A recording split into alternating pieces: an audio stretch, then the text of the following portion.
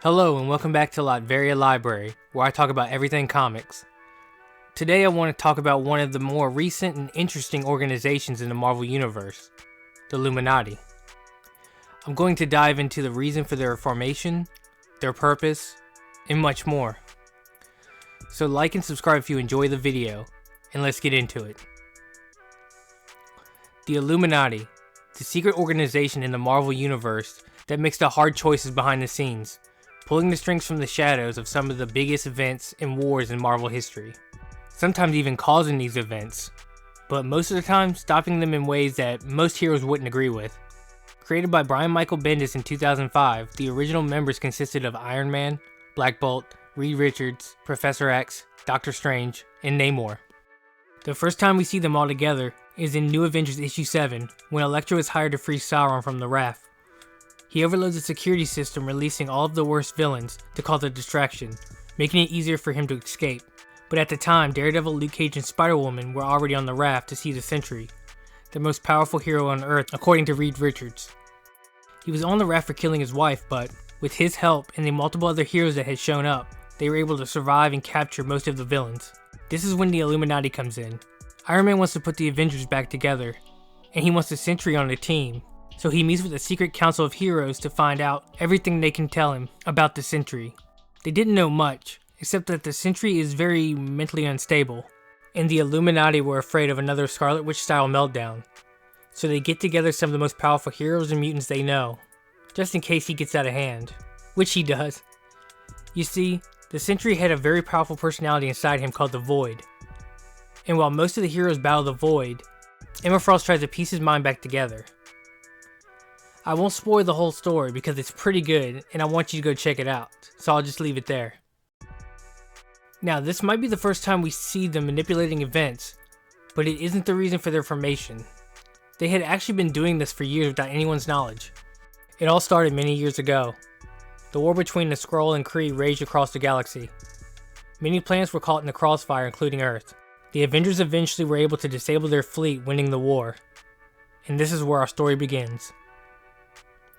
After the war, the Skrull are paid a visit by Namor, Stark, Reed, Strange, Charles, and Black Bolt, warning them they will not tolerate another invasion attempt. Obviously this didn't go over well with the Skrull Emperor. He tells them that Earth is theirs, every single member of the human race will die, and their families will be the first blood he tastes. Well, it seems that the heroes came prepared. They blow up the Skrull mothership, but the Skrull army is massive, so before the heroes can even start up their ship, they are captured, tortured, and experimented on by the Skrull's top scientists. They were looking for all of their biological and mental weaknesses, hoping the data they collect could be used against the rest of the heroes of Earth. But Tony and Xavier are able to escape and save the rest of the team. They steal a Skrull ship and head back to Earth. But the Skrull got what they needed. Cut to years later, and the Illuminati has disbanded because of their many mistakes. But Stark calls them all back together to deal with probably their biggest of all. A Skrull was found in Japan posing as Elektra. It was running the Hand, quietly seizing control of the Japanese underworld. It was undetectable by Wolverine's mutant powers, Strange's magic, and Spider-Man's Spidey sense. Stark used all his resources and S.H.I.E.L.D. to try to find the real Elektra, but nothing was found. It was starting to look a lot like they were at war without realizing, and their actions were the direct cause. But Namor wasn't convinced, or in denial. After all, it was just one Skrull. Maybe it somehow got stuck on Earth and was just trying to make the best of it. But after the horrible year the heroes of Earth have had, what with the Avengers destroyed, the superhero civil war, most of the mutants gone, and the death of Captain America, it definitely felt like to Tony that they were all being manipulated from within. The Illuminati argued for a while about this, when suddenly their questions were answered. A large energy blast rained down from the sky, destroying everything around them. When the smoke started to clear, they saw a large green Skrull wearing Black Bolt's suit. And then they realized that it was true. The Earth had been taken, and it was all their faults. The Illuminati fight back, giving the Black Bolt imposter everything they got, but nothing works. These are some of the most powerful beings on Earth, and they can't even make a scratch on one Skrull. Namor then grabs him from behind and tries to snap his neck, but you can't kill a shapeshifter that way. He then shoves it to the ground, impaling it on a piece of destroyed building. It was finally dead, but they weren't out of the woods yet. two more bust out of the rubble, one wielding Colossus's abilities, the other Thor's. Tony still had one more trick up his sleeve that the Skrull didn't know about. He had Strange teleport the rest of the team away while he connected his AI to a nearby power plant, blowing it up and taking the Skrull with it. He knew that trick wouldn't work again, but at least they were safe for the time being. The Skrull had perfectly mimicked Black Bolt, even his thoughts, tricking even Charles Xavier. It was pretty obvious to the Illuminati that because of their status, it wanted to manipulate and turn them against each other. These men are kings and leaders among Earth. Cause a divide between them, and everything around them crumbles. It was actually very smart, because if they just outright killed them, it would cause the Earth to band together and avenge them. But cause a divide between them, it splits up the rest of their friends and allies, and in turn, causing chaos, making it easier for the Skrull to infiltrate and terminate. This plan kind of worked. None of them trusted each other now. Any of them could have been a Skrull, and they knew they had already lost the war. Things just kept getting worse after this.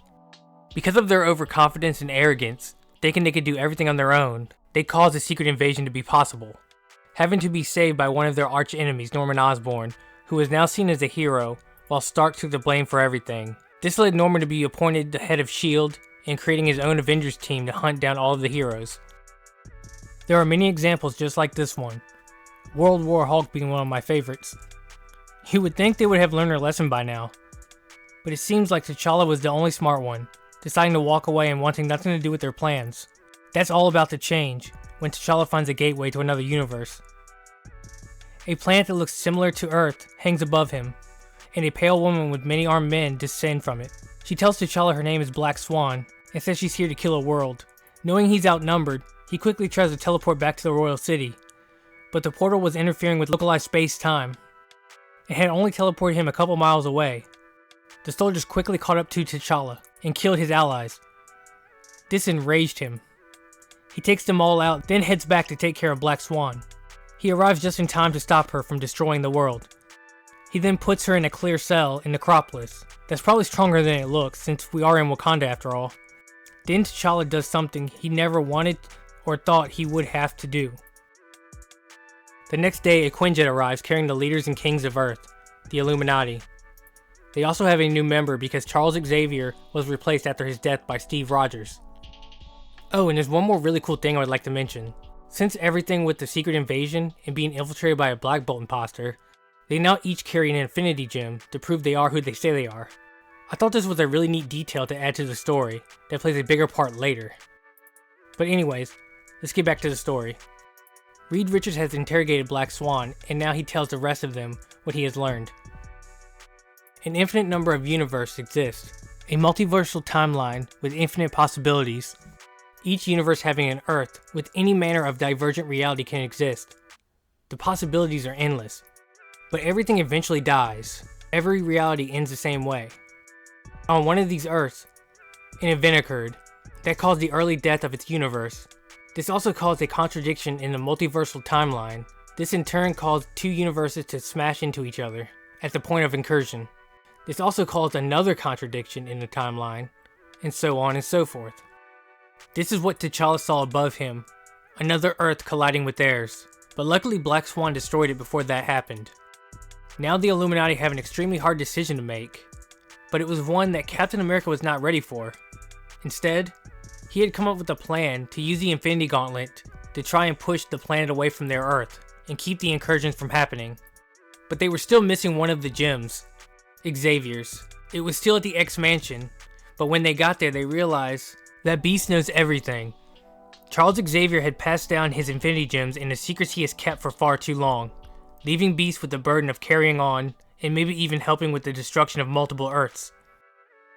One day later, Mr. Fantastic has created a device for each member, kept in the palm of their hands. It warns them of the oncoming incursions. Now they just have to wait for the next one to happen.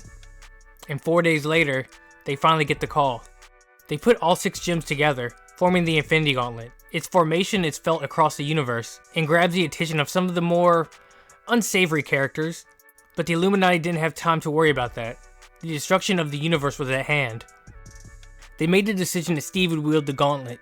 It acts as an extension of the will, therefore it would more than likely work the best for him, since it was his idea and he believes in it the most. When he puts the gauntlet on, the power was overwhelming. He felt like a god, that he could even move heaven itself. He then pushes a parallel Earth with everything he has, but the force was so great, the gauntlet and gems shattered into pieces.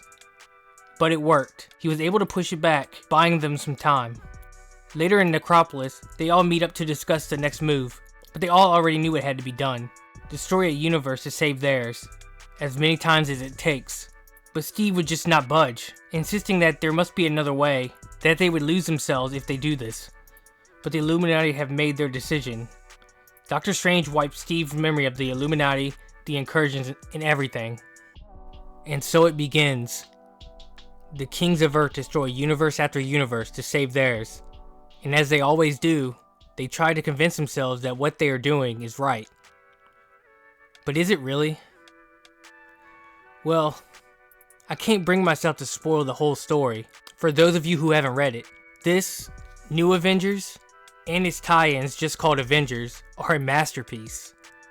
Jonathan Hickman is such a genius, and one of the best writers today, so please go check it out.